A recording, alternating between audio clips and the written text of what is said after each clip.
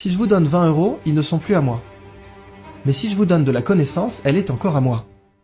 Là, je vous donne de la connaissance, a priori quand je vais sortir de cette pièce, je serai pas plus bête qu'en y rentrant.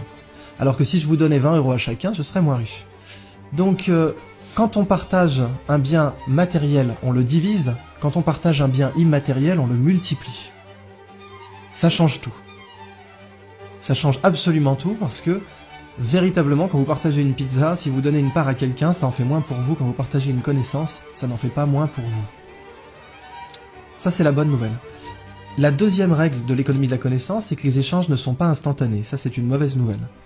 Transférer 20 € ou 20 millions d'euros, c'est instantané, c'est une signature sur un chèque. Propriété, les transferts de propriété sont instantanés. C'est même pour ça qu'aujourd'hui, on a du trading haute fréquence, dont la limite légale est la nanoseconde, ce qui veut dire qu'on a le droit de faire 1 milliard de transactions par seconde. Mais la connaissance, il n'y a pas de trading haute fréquence dans la connaissance. Cette conférence, elle prend du temps. Transférer de la connaissance, ça prend du temps. Je ne peux pas vous donner la physique quantique en 2 minutes. Par contre, 20 € ou 20 millions d'euros, ça prend le même temps, c'est une signature sur un chèque. Ça, c'est la mauvaise nouvelle.